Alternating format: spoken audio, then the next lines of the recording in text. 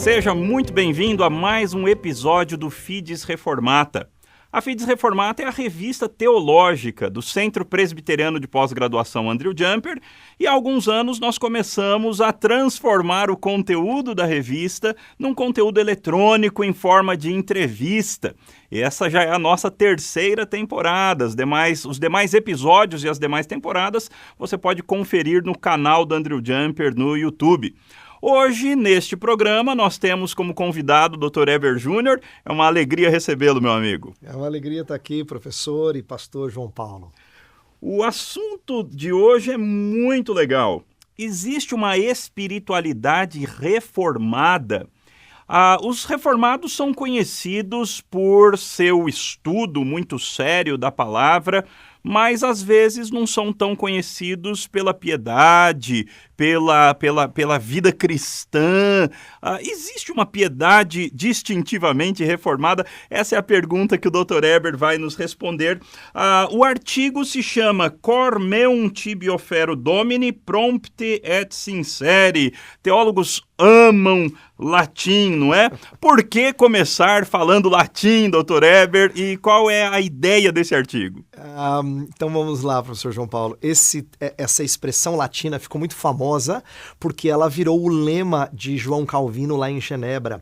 Ela significa: o meu coração eu oferto a ti prontamente, sinceramente. É uma oferta de vida integral que João Calvino estava propondo para toda a vida cristã. E é muito legal que a gente pense que esse era o lema, digamos assim, da reforma de Calvino em Genebra, porque muita gente associa Calvino como a cabeça teológica, o sistematizador, e não falam de Calvino como um homem que nutriu espiritualidade e uma devoção condizente com a fé.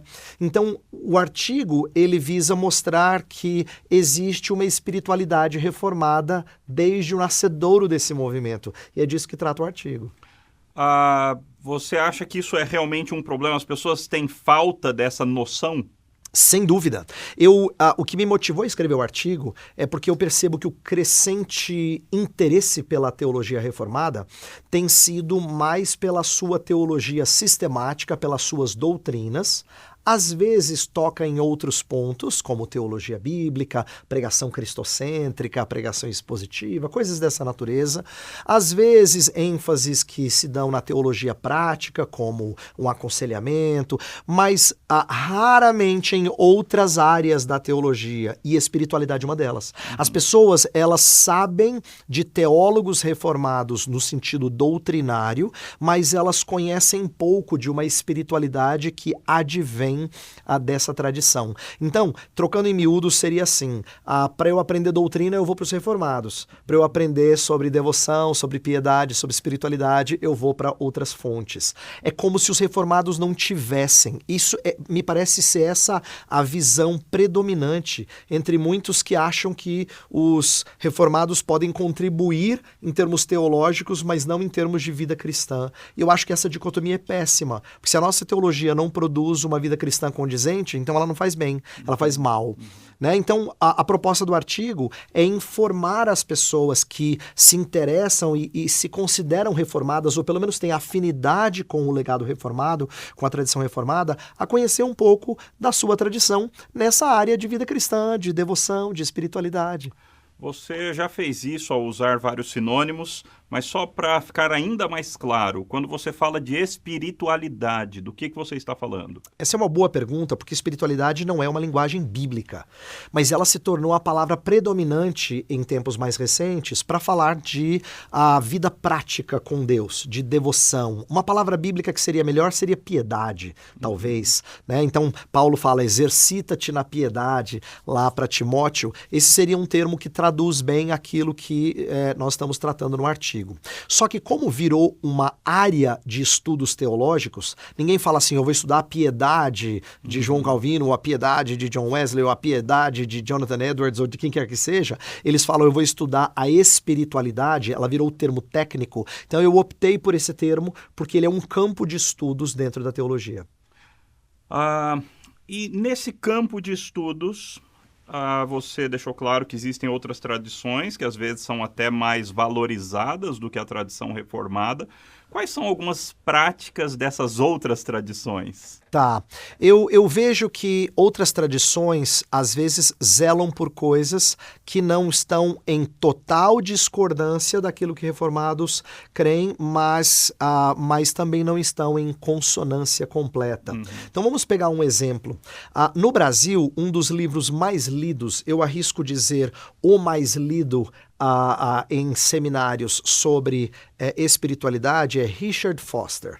Richard Foster é um Quaker que faz um amontoado de ideias de espiritualidade. Quando ele fala das disciplinas espirituais, tal, ele traz de diferentes tradições e cria, então, uma espécie de caldeirão que ele misturou e ele considera isso típico do cristianismo. O que eu vejo de problemático nisso? É que aquilo que ele coloca no Celebração das Disciplinas e outros livros que ele desenvolve espiritualidade, não tem coisas fundamentais. Por exemplo, quase não tem menção da vida eclesiástica. Aí você fala assim, como assim? No Novo Testamento, piedade sempre é desenvolvida eclesiasticamente, mas isso virou uma coisa muito individualista. Um outro ponto, e inclusive ele é tão prático que eu quero usar um exemplo recente de um aconselhamento meu. Eu estava aconselhando uma pessoa que está passando por crises, e ele diz assim que no meio de muita ira, por causa dos problemas que ele está passando, ele foi ter um tempo de solitude. Solitude é uma linguagem de quem aprendeu espiritualidade nessas fontes. Aí eu falei, só que não fez bem a ele. E eu falei, você está praticando errado. A solitude não é um lugar para você organizar os seus pensamentos. É para você falar com o Senhor e esperar ouvir dele na palavra dele. Quando você para só para pensar na vida, ímpios também fazem isso. E aí você ouve a pior pessoa para te aconselhar nesse momento, que é você mesmo. Então, assim, observe que essa pessoa com quem eu estou conversando, que vem de outra tradição, aprendeu a importância de solitude e ele foi tentar praticar, só que não fez bem. Não fez bem porque não é a maneira que a Escritura ensina a gente a fazer. Às vezes em que Jesus sai da multidão é para falar com seu pai, né? Ou para instruir os discípulos. São os raros momentos nos evangelhos que a gente vê o nosso Salvador se isolando de outros. A maior parte da vida dele é no meio da muvuca, como a gente fala no popular, né? Então, a ideia de solitude, ela parece muito bonita. A ideia de você ir para um mosteiro, como outras práticas fazem, o isolamento. Mas o isolamento, ele é muito danoso, porque a maior parte da vida cristã, dos personagens bíblicos ao longo dos séculos, não foi em isolamento, foi em vida comunitária. Então esse é um exemplo de como outras espiritualidades, das quais irmãos reformados nossos às vezes estão buscando, elas destoam daquilo que a Escritura ensina e daquilo que a nossa tradição tem a nos deixar. Dr. Heber, Calvino era um homem piedoso? Claro que era. E a gente tem evidências disso a começar dos seus escritos. Um dos trechos mais conhecidos das Institutas é uma parte do livro 3, que foi publicado, inclusive, separadamente lá atrás, no século XVI, como sendo uma espécie de resumo de vida piedosa. Ele ainda hoje é publicado no exterior, no Brasil já foi publicado esse livretinho, e ele cobre lá os capítulos 6 a 10 do livro 3 das Institutas, em que Calvino explora temas como negar-se a si mesmo, tomar a cruz, humilhar-se, então assim, ele fala de humildade, fala de vida cristã em alguns pontos e de uma maneira muito bonita e muito piedosa. E enquanto muita gente imaginaria que esse seria um livro separado, na verdade ele faz parte da grande obra teológica sistemática de Calvino. Então isso eu acho que é uma primeira evidência de que Calvino consegue entrelaçar a espiritualidade, piedade dentro da sua teologia. Mas a gente tem cartas dele encorajando pessoas, se relacionando com pessoas e se preocupando com o bem-estar espiritual deles em outros países, em outras localidades da Europa e mais distantes. Então, Calvino era um homem muito zeloso por piedade. E eu gosto de lembrar uma história que eu aprendi lendo uma das suas biografias, em que Calvino era um homem tão manso que quando ele precisa, em determinado momento, confrontar os dirigentes de Genebra lá por alguma coisa que ele achava que estava errada, ele o faz com tanta intensidade que uma das suas biógrafas diz que ele chorou depois amargamente, porque ele era um homem doce, ele era um homem amável, ele era um homem sério, firme, mas ele não era conhecido por ser truculento, por ser insensível. Então, assim, essas acho que são algumas evidências dos seus escritos e da sua vida que mostram que ele era um homem piedoso e um homem tão preocupado em não se destacar que um dos dados mais famosos da vida dele é que ele pediu para não marcar o lugar em que ele seria sepultado. Porque ele sabia que ainda havia um espírito muito medievalista de pessoas fazerem passeatas até lugares sagrados, e ele ganhou uma proeminência em Genebra significativa. Então ele temia que pessoas, entendendo erroneamente, fossem fazer algum tipo de caminhada até o túmulo de Calvino. Então ninguém sabe onde. E isso é mais uma prova de que ele era um homem que preferia ficar obscuro na tradição ao invés do que se tornar esse grande iluminar.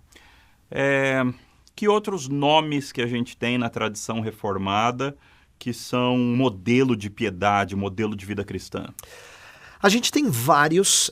No artigo eu mencionei dois grupos, dois movimentos que cobrem várias pessoas. O primeiro são os puritanos, que são um movimento na ala inglesa, vamos dizer assim, ou na ala britânica do movimento reformado. Então, Escócia, Irlanda, Inglaterra. E lá, esses homens, eles eram conhecidos por uma boa teologia, mas mais do que serem teólogos, eram homens muito zelosos por vida cristã. Então, os livros de Richard Baxter são conhecidos, mas Baxter é apenas um exemplo daqueles que escreveram aquilo que é chamado de teologia prática. Já na época tinha o que eles chamavam de teologia prática, e Baxter é um dos conhecidos, mas tem muitos outros que escrevem sobre isso. A gente também tem os puritanos zelosos por ensinar ética através dos 10 mandamentos, muito atenciosos à lei do Senhor, sendo nosso guia, uma vida de piedade. Então eram homens conhecidos pela sua piedade, não é?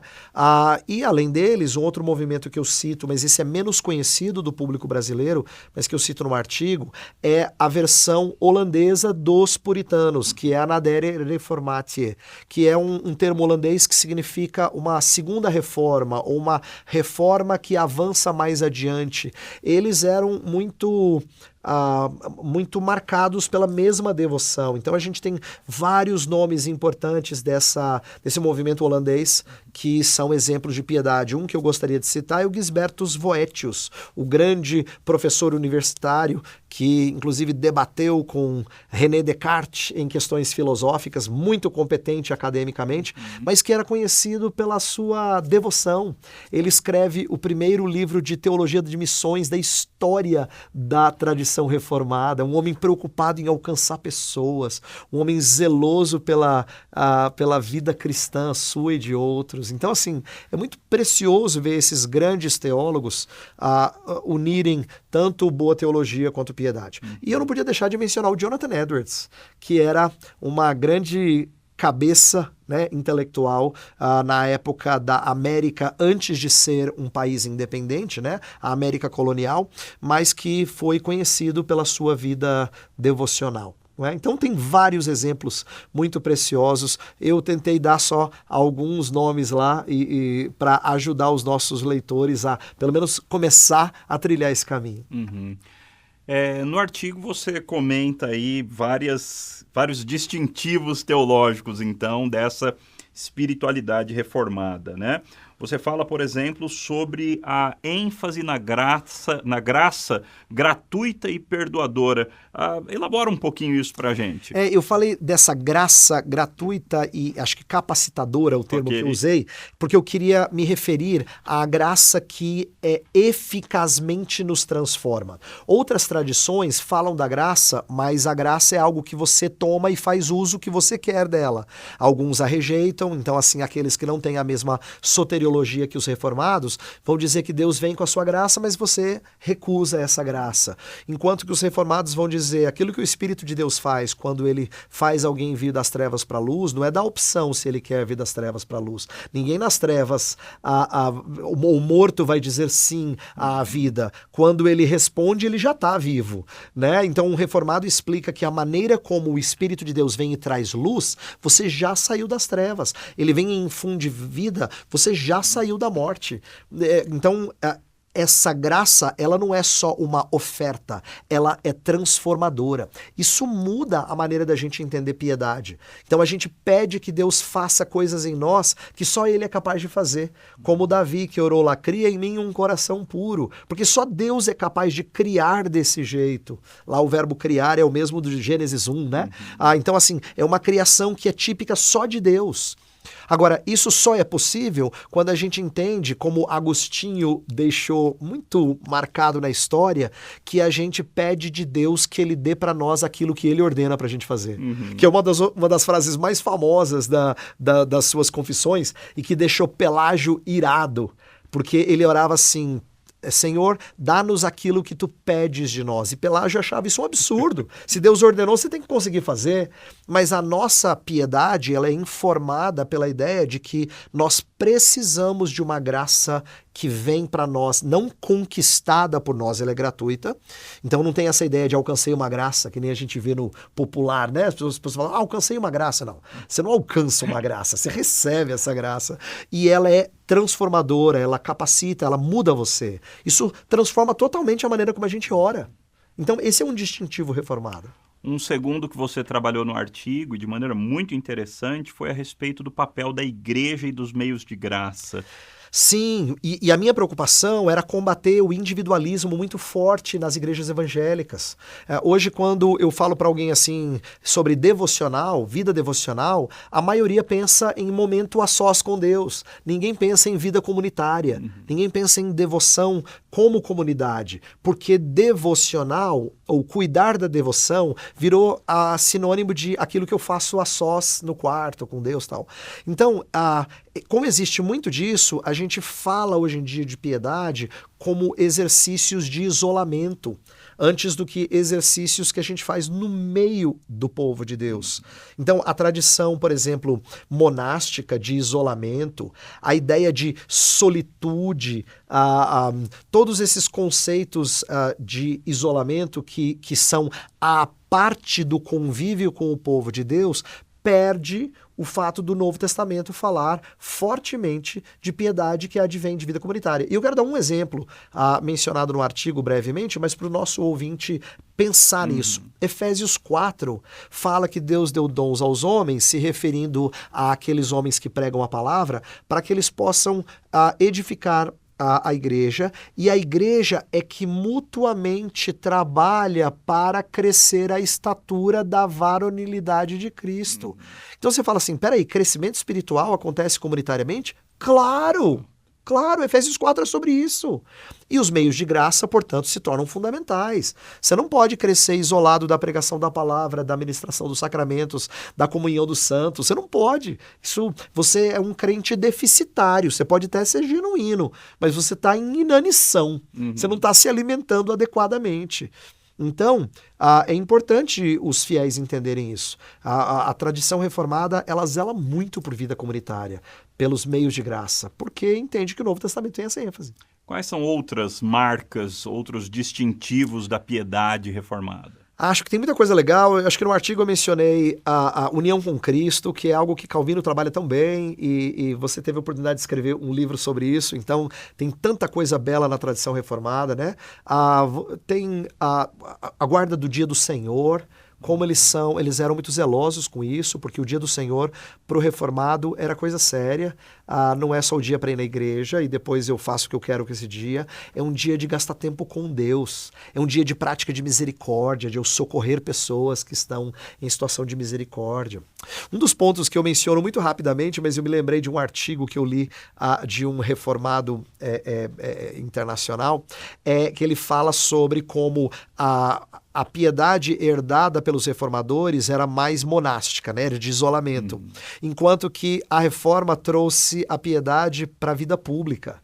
E os reformados fizeram isso melhor do que ninguém quando desenvolveram o conceito de cosmovisão. Porque agora a gente começa a falar de piedade, não é só vida espiritual, e como é que isso afeta a minha vida pública?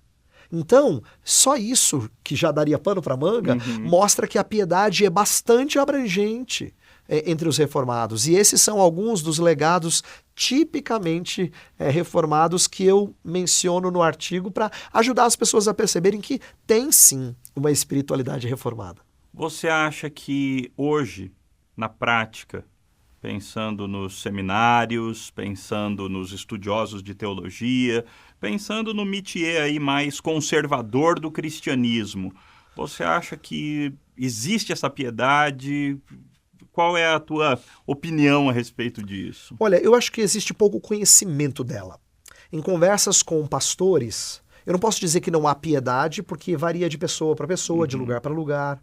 Aí eu creio que tem gente crente em várias escolas, mas eu defendo a importância da gente ter uma boa teologia informando a nossa piedade, não é? Então eu quero que as pessoas associem as duas coisas. Mas o que eu acho que tem, que é o que eu tento suprir um pouquinho no artigo, é uma ignorância com respeito a como os reformados trataram disso ao longo da sua história. Isso eu acho que é, infelizmente, generalizado. Existe piedade entre irmãos em círculos conservadores? Claro que existe.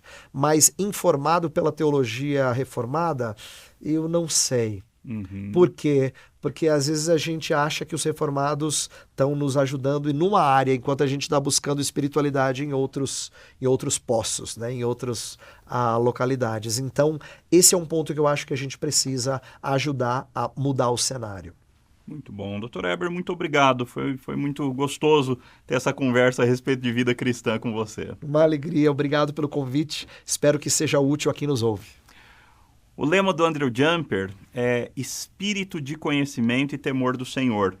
Na nossa escola, nós acreditamos que vida acadêmica, teologia e piedade, vida cristã, devoção, amor ao Senhor são coisas que precisam andar juntas. E esse artigo é uma prova disso, não é? Você, assim como você tem esse artigo, existem centenas de outros artigos na Fides Reformata, todos disponíveis gratuitamente no website cpaj.mackenzie.br. E lá você vai poder alimentar tanto o seu conhecimento teológico quanto o seu coração com as coisas de Deus. Até o próximo episódio do Fides Reformata.